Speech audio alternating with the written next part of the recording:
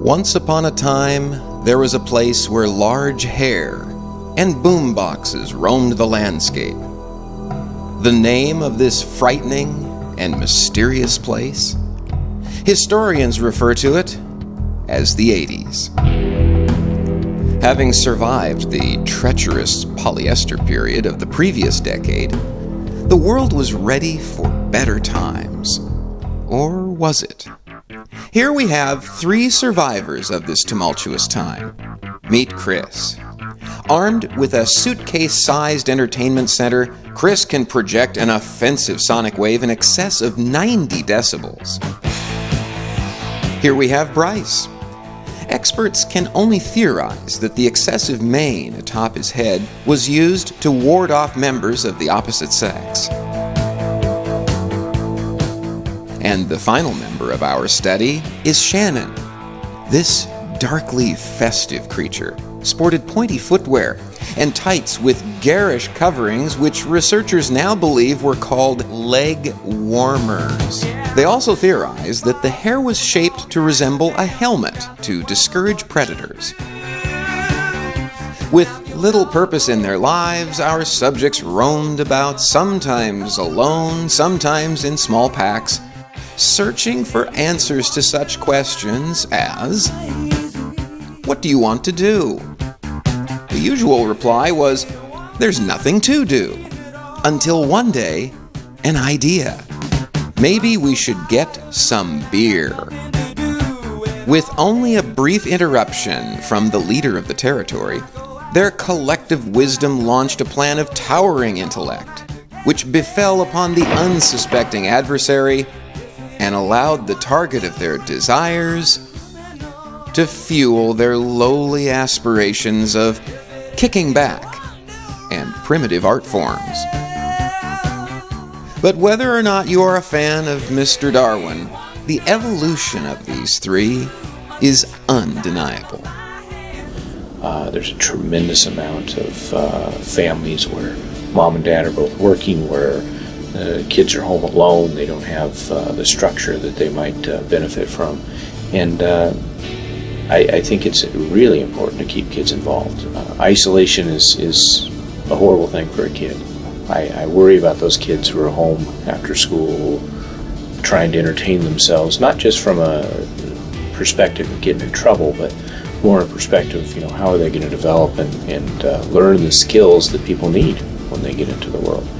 I see every day in high school the kids that are connected and the ones that are not connected.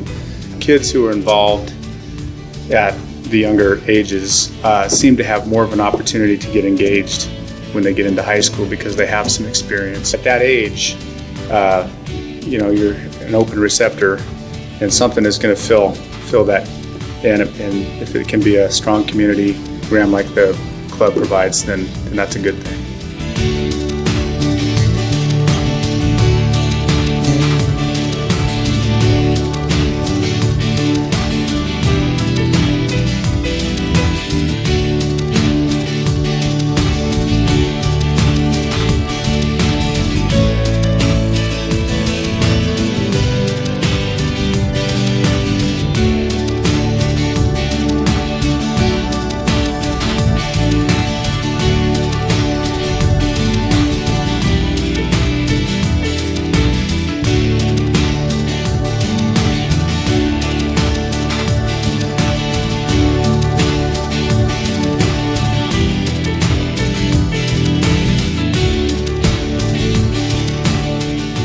I think everybody knows that they can set goals, but knowing that you can actually achieve that, and I think that's a lot of what I learned in Keystone, is that I can actually obtain these goals that I set for myself.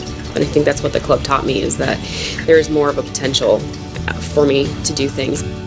It's much more than just an avenue for sports, and I think that's mainly what it was when I was a kid, and I've seen it grow. I've been in the community for a long time, and my kids have benefited from the after-school programs there. I had good parents, but my parents both worked, and I needed something to do. We joke about keeping kids off the streets, but it's true. I always had something to do, and the Boys and Girls Club was what I did.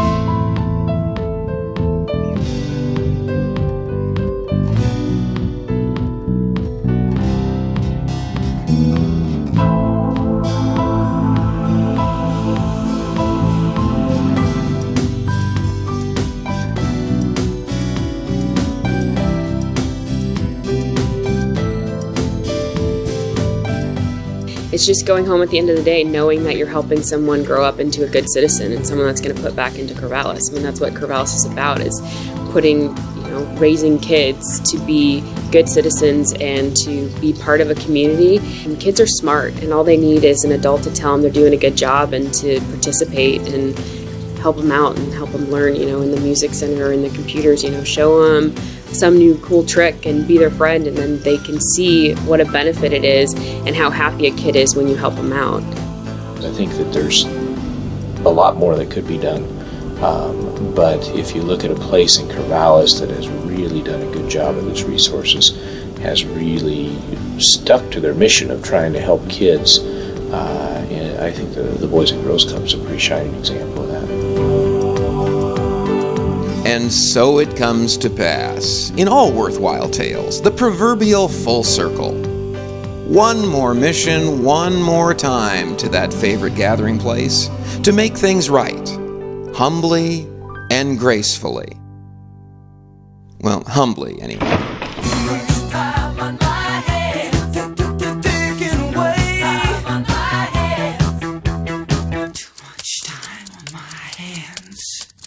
Too much time on my